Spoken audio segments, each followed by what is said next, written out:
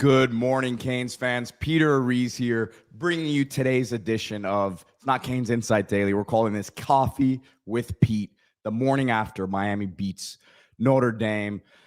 I don't know about you guys, but after last night, I still woke up with a ton of adrenaline this morning, and still waiting to see when D Money wants to hop on and do a show today. So I figured let's just keep this thing rolling. Let me hop on with you guys and keep this thing going, man. I don't know how many of you guys saw my instant reaction last night. I was pumped up. There were a lot of allegations being thrown at me because of how excited I was. But if anyone knows me, if you guys know me, if you guys have watched a game with me, this is the natural energy that I have.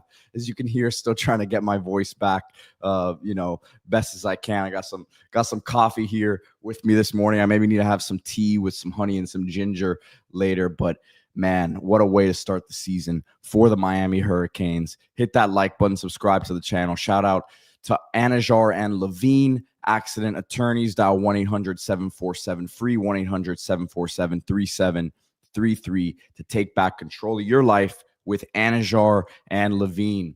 Appreciate everyone who's hopping on here with me early this morning. Still under 10 o'clock here in the morning. I know a lot of people are going to have some slow starting mornings with the holiday here. So appreciate you guys hopping on here and hanging out with me. Already asking some, about recruit reaction. In terms of specific stuff, guys, like it's very tough for me to think that one game is going to make a difference in a recruitment, but this is how you keep that momentum. I talked about it a couple days ago when someone asked, like, hey, any recruits in specific, like a win would get you over the hump for. And I don't think that this particular win, even though a guy like Derek Cooper says, hey, it would get me excited to see Miami beat Notre Dame, but if Miami goes out and drops the game to USF here or to Florida, is the momentum gone right away? And I'm not trying to start off on a negative foot here this morning because we're pumped up, we're hyped up, but I still think the body of work here will be very important with a lot of these guys. The Calvin Russells that you're going to try to flip, Nick Lanier, who I mentioned before, potentially a reclassification candidate here for Miami Northwestern, not just for Miami, but for anyone. Syracuse heavily in the mix there too. Derek Cooper.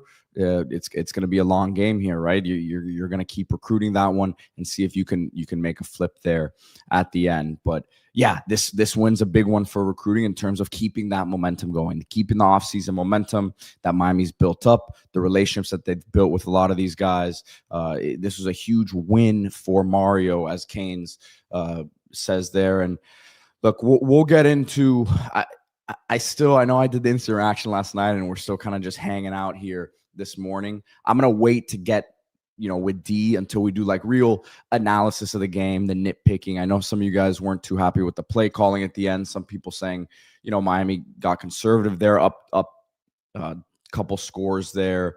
But at the end of the day, Miami did what they had to do to win this game. I think Carson Beck managed this game tremendously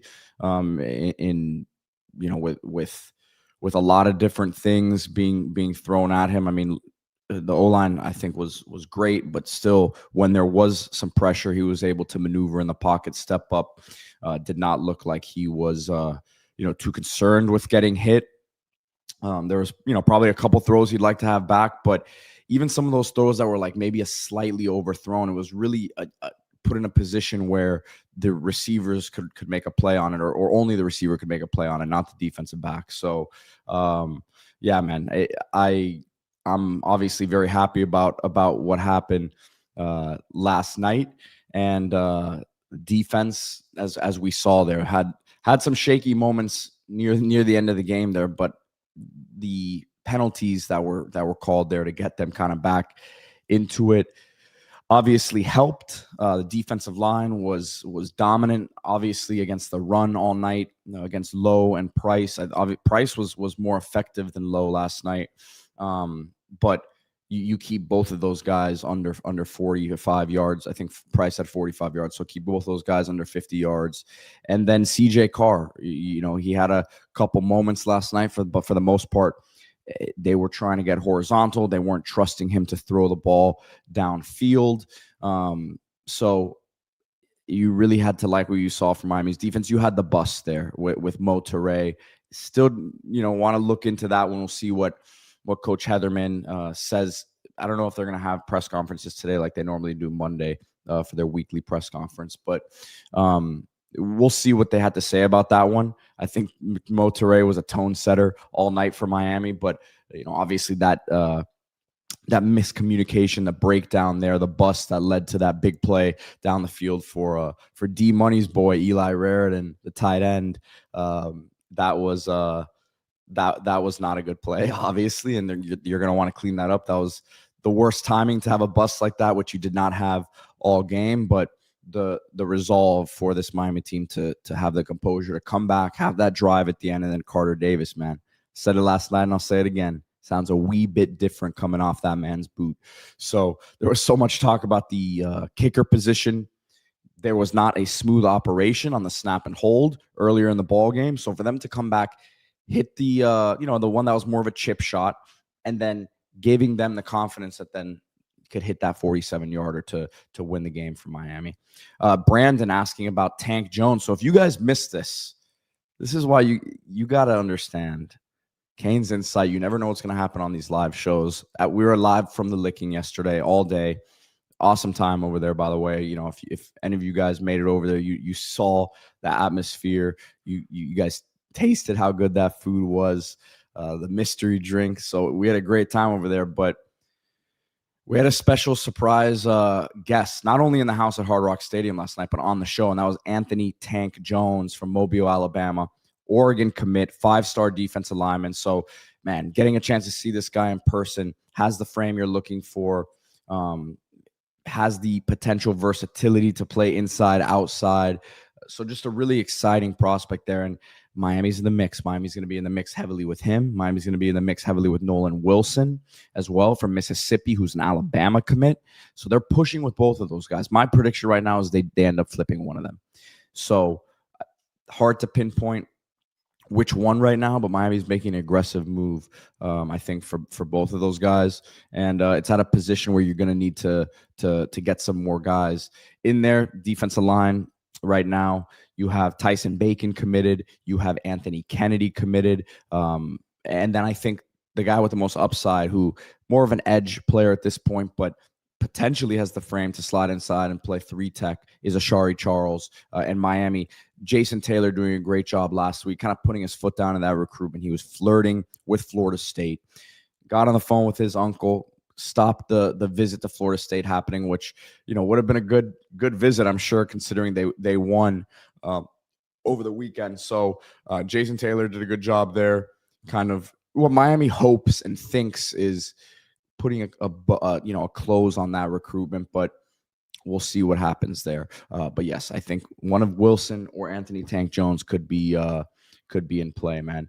Hio asking where's D. So and Alex, appreciate you for hopping on the live last night. Yeah, like I said, guys, I talked to D immediately after the game last night, or after I went live. He called me.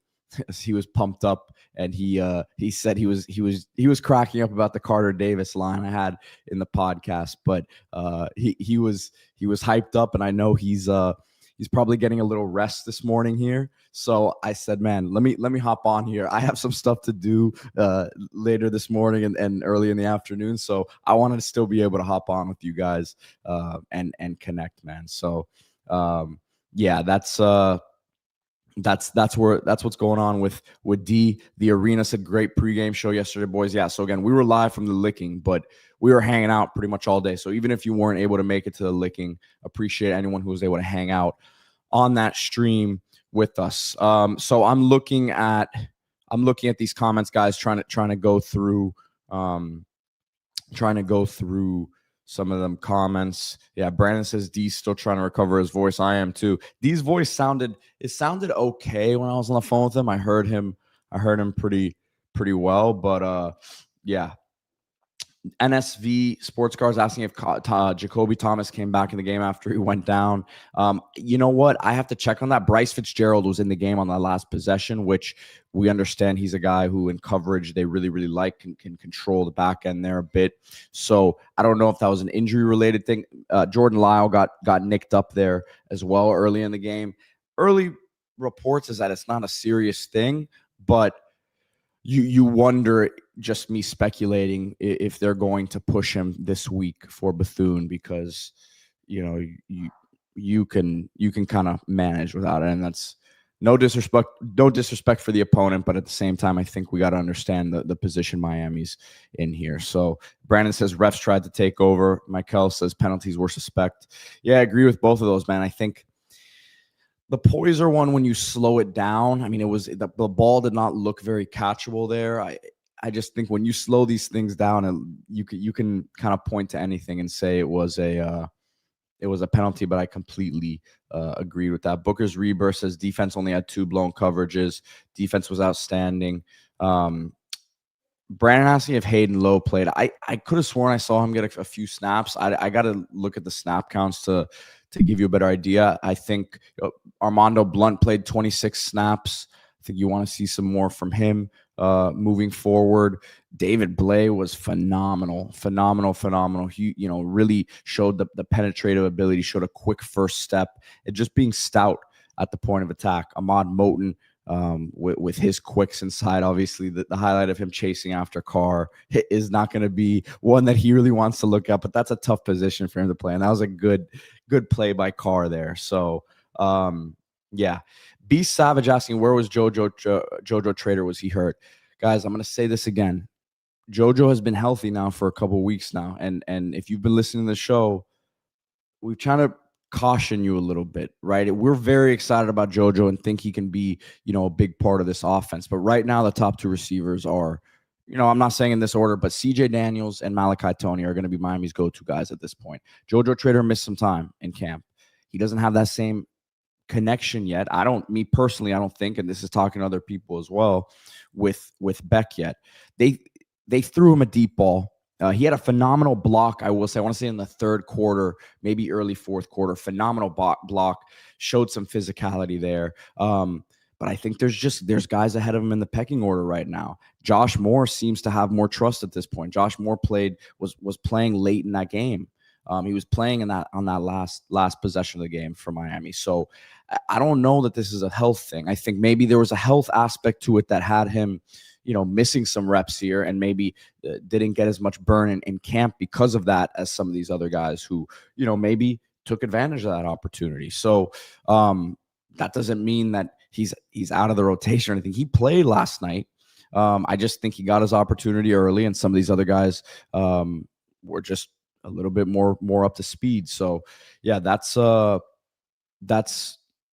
I think. B Savage's OJ Frederick got beat. Man, that was a heck of a catch by Malachi Fields. Obviously you want Frederick to knock that one down, but he was right there in coverage for him. There's not too many better contested catch wide receivers than him in the country. So yeah. Let's see here. You know who else I want to give a shout out to? And I said it on the Discord. Guys, by the way, join the Discord. A lot of stuff, you guys are in the Discord. A lot of these little things, the Malachi Tony stuff we've been talking about on here. Carter Davis, everyone on the Discord has been loving him since a scrimmage a couple weeks ago where he was booting some long ones. I just dropped the link to the Discord, guys, in there. But yeah, people asking why Lowe didn't play. I guess he didn't play, as I'm seeing people commenting. I could have sworn I maybe saw him out there, but I guess not. Their rotations are tighter game one, especially in a game like this. You look at guys like Luka Gilbert are going to play a lot more this year, but you didn't see it tonight. Who else? There's a number of freshmen that you're going to see. Kellen Wiley, you're going to see a lot more of as time goes on. I think at defensive back, you saw Bryce Fitzgerald last night. But you're going to see a lot more of Luka Gilbert, I would say. Malachi, you saw him. I just think there's some guys that they're going to end up being parts of this rotation. But like I've said with certain players, and I think Lowe falls in that category. To throw them out there game one, it's not that they trust certain guys, and I'm not saying they don't trust Lowe just yet, but I think you work him in there, and by game 5, 6, he's a bigger part of the rotation. When the second unit came in last night at time, guys, it was not the same. It did not look the same. I'm gonna just be real there, right? So you want to see more from that group, but there's going to be an opportunity for someone like Hayden Lowe to step in there and get more reps. I'm going to keep going down here, keep reading some of these comments. I'm catching.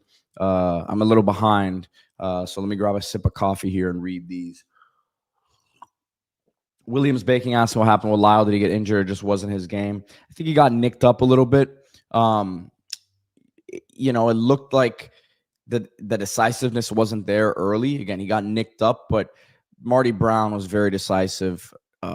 Mark Fletcher is the leading rusher, 66 yards, and he had some really nice runs. And the way they just finished, him and Marty Brown finished these runs, falling forward seemingly every time, was great. Marty had that one where he tripped up on Markel Bell, kind of trying to make a cut.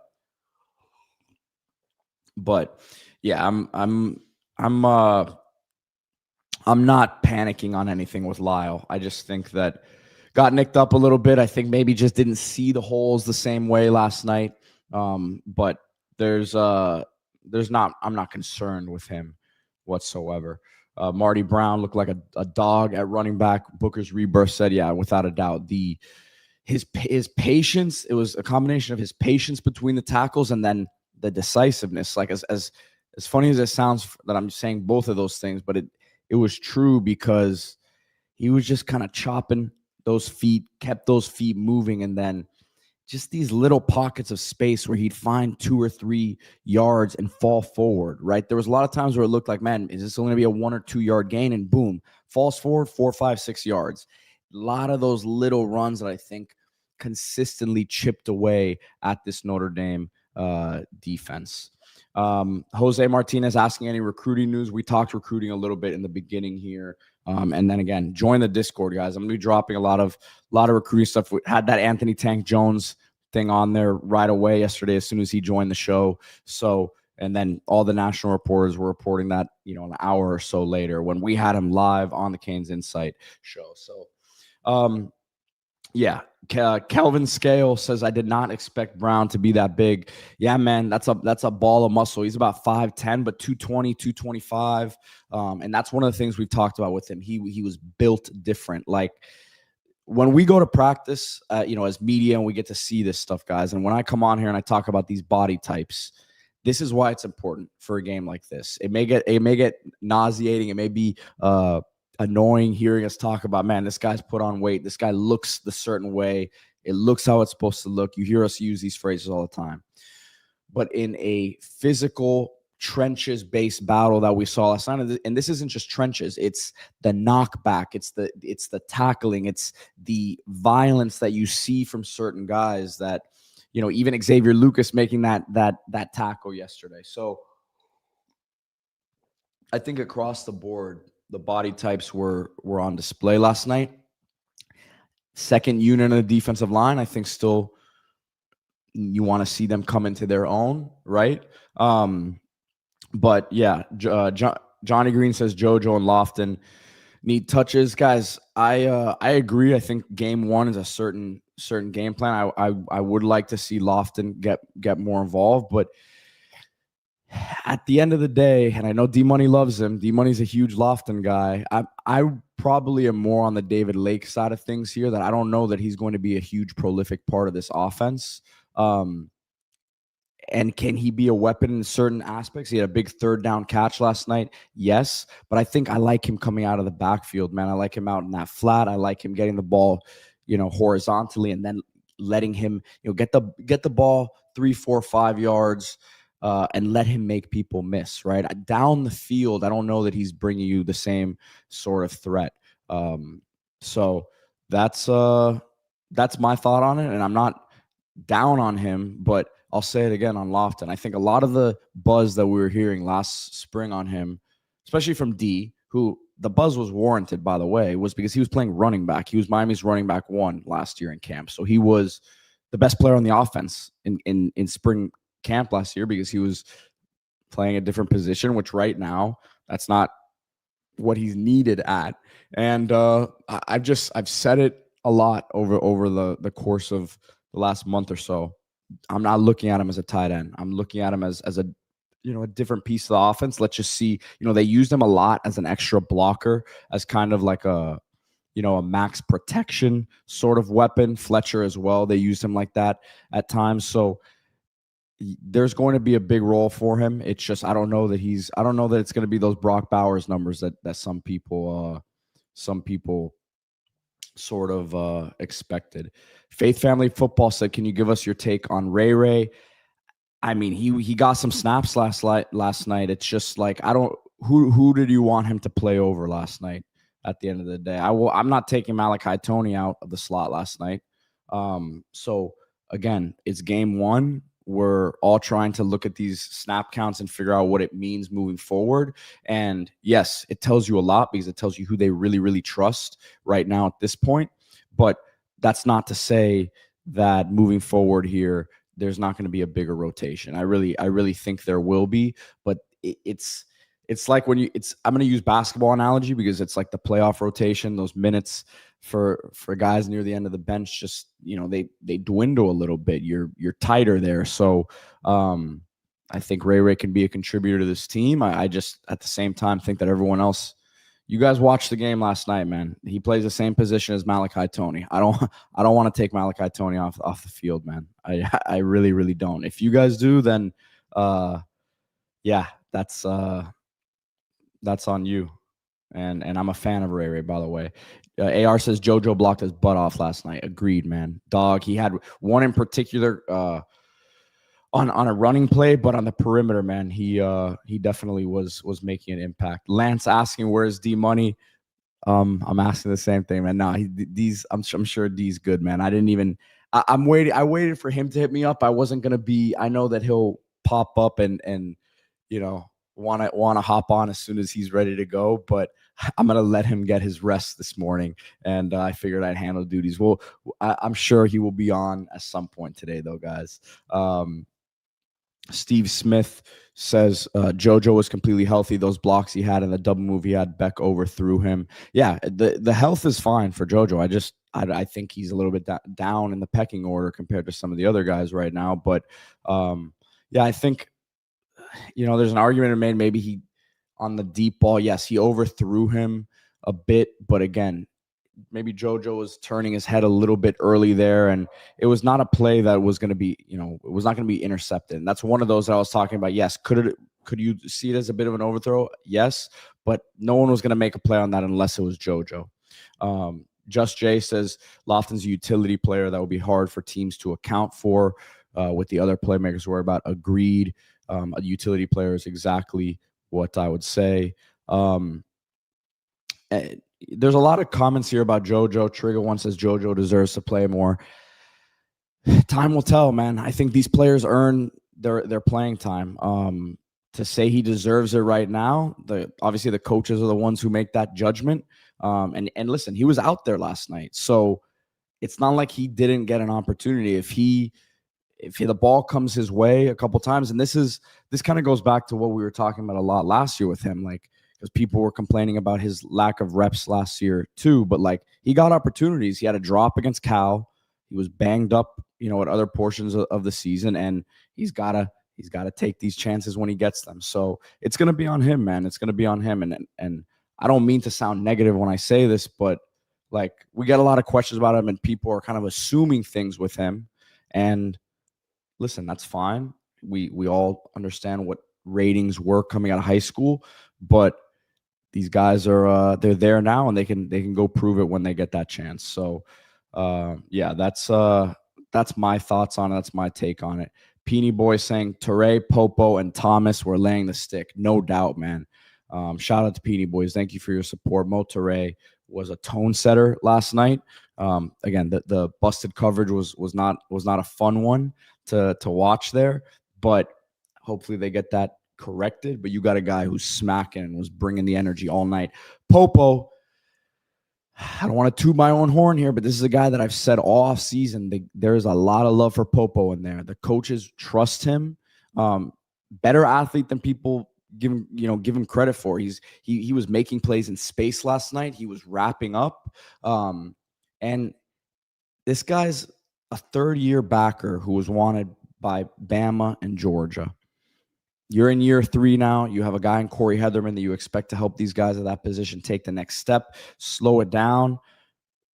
Popo has told me that this defense has been simplified for the linebackers, right? I talk about all the time that guys have told me this defense is simplified. Popo, 1,000% feels way more comfortable in this defense, and I think it showed last night. Jacoby Thomas, man, tone setter, as we've talked about all off season with him. So great to see that. And yeah,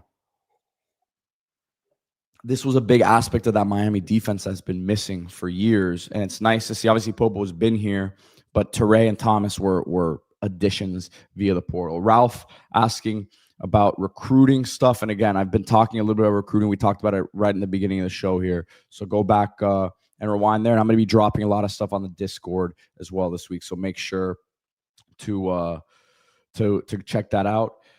The Truth I Live says it's all within the game. JoJo will have his time. JoJo looks more explosive. He's going to make his mark. Yeah, I mean, look, it's again, this is within the flow of the game. He just the rock wasn't thrown his way last night necessarily. He had that deep ball thrown to him, but I'm not hitting the panic button, man. CF Kane fan asking if Lyle was hurt. He wasn't hurt going into the game. Not didn't really hear any buzz about that going into it. I just think, and I don't think he was seeing the holes great last night, and then he got nicked up maybe as an ankle. But I don't think that's something moving forward that they are really worried about. Kyle asking where is D, and again, guys, if you're just hopping in here, I know Kyle, you hit me up on Twitter asking when we were going live earlier, and I told you when D hit me up. I'm just hopping on here now and hanging out with you guys this morning and reacting to this thing still because letting D get his rest.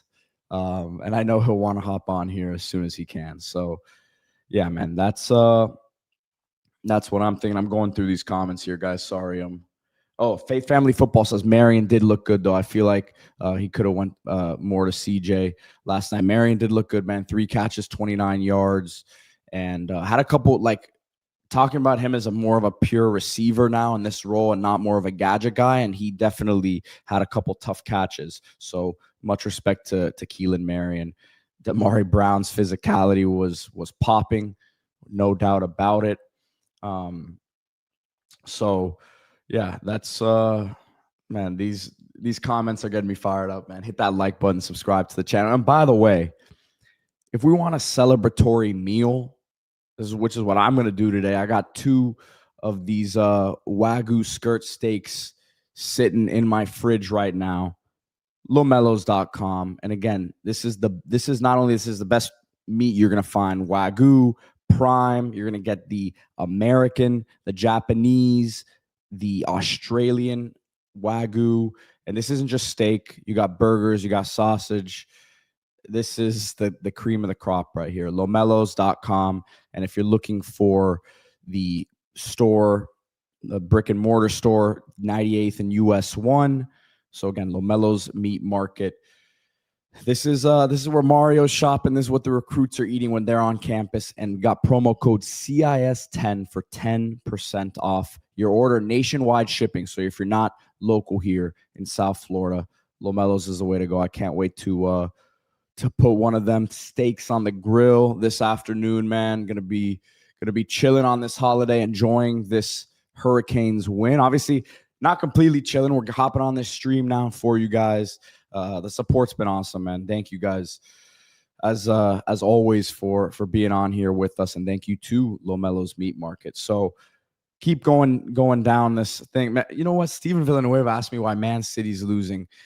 Yeah, it's a lot of moving pieces there, man. Pep trying to get those new faces gelling together. We'll see what happens there. My Newcastle boys, making a lot of changes right now. It has not been a great start to the season. That rat, Alexander Isak, is on his way out of town. But I digress. Let's get back to the Canes here. Man, these comments are on fire. These comments are on absolute fire. I'm sorry that I'm kind of lagging behind here.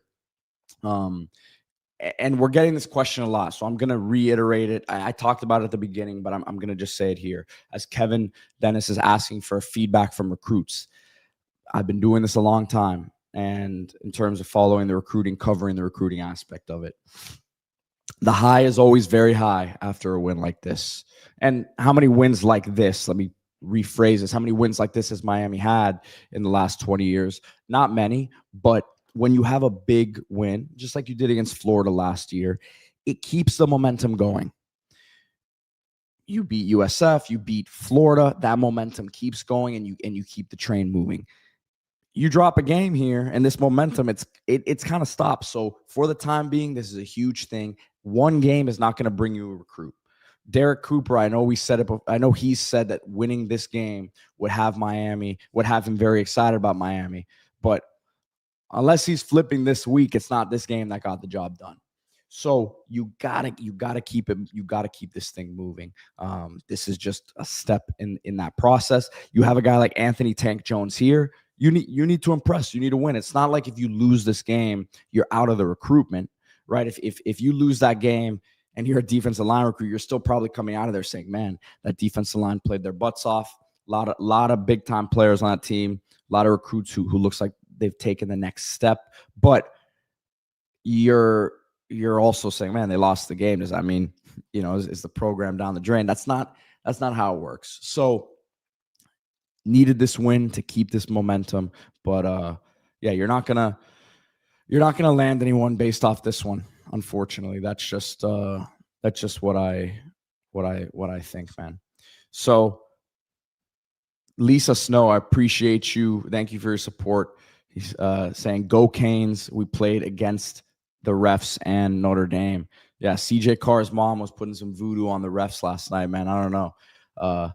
That was some weird stuff. And it's funny because I kind of said to myself midway through the third quarter, man, the refs have taken control of this game. There was some extracurricular stuff they didn't flag. And then it was Dylan Day who got was it unsportsmanlike for his helmet? I don't know if it was because his helmet came off or what it was. It didn't look like a late hit.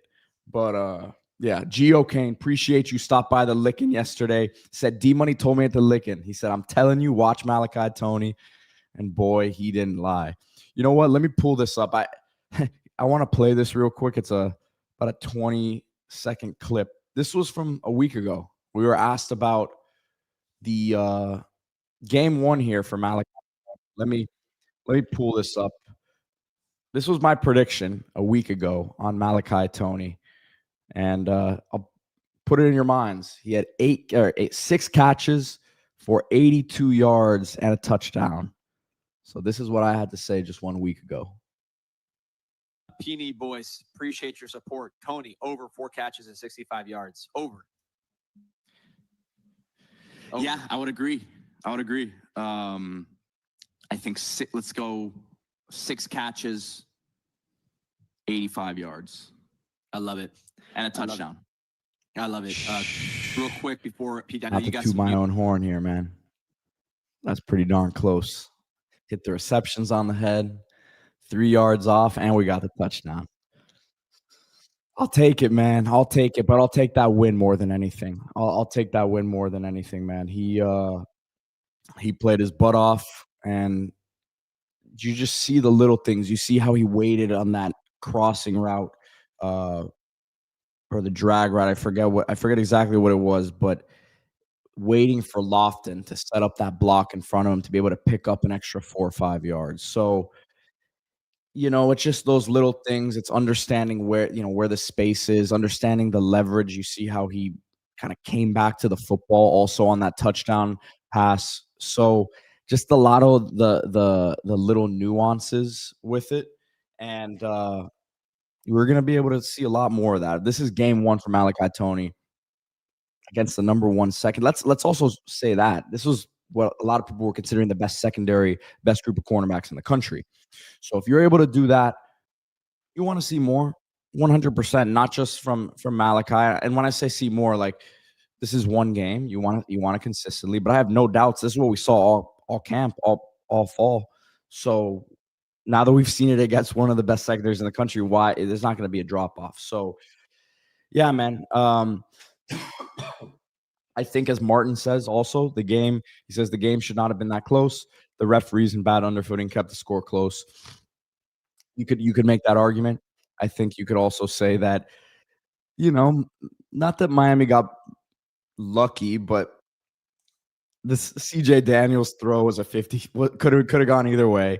And these are the players making plays, so this is not the refs here. But the Keontae Scott kicking the ball up to Ruben Bain was a nice bounce. This is Miami was. I said this on the show last night. Miami was 2.5-point underdogs here, and you win the game, which is really, it's an away game for Notre Dame, so you have to factor in. They're saying that that's a 3-point difference. So really, on a neutral site, the odds makers were saying Notre Dame were 5.5-point favorites here. I don't think that the odds makers, looking back, watching the game last night, were necessarily too off in their thinking because of how the game played out. But obviously they were wrong. So yeah, guys, I'm gonna get off here. I've just tried to hold it down with you all this morning as best as I can while we wait for D Money to hop on at some point today. But no, man, really appreciate the support. Appreciate everyone who hopped on with me this morning, and I'll probably get on with D later today too. I got some stuff to get to, like I said, this morning, early in the afternoon here. But yeah, this is a great start to the season. Don't want to get too high on this one. Don't wanna make this more than it is. It's a great 1-0 against a great opponent. National runners up last year. I got the TV on in front of me. They're talking about Carson Beck in Miami on First Take right now. So this is what you want to see. You talk about the recruiting. You want to see this sort of stuff. This is what it does. You turn on that television if you're a top recruit and they got Miami highlights playing. That's the relevance we're talking about with this program. That Mario Cristobal's done, right? We can nitpick on a lot of things with the program. That's what we do here as we're on here every day. We have a lot of stuff to talk about. But Mario's gotten this program in a position that we're ready to go. We're ready to compete for the national title, and we're ready to go win the ACC this year. So feeling good. Go Canes. Hit that like, subscribe to the channel. See you guys probably later today.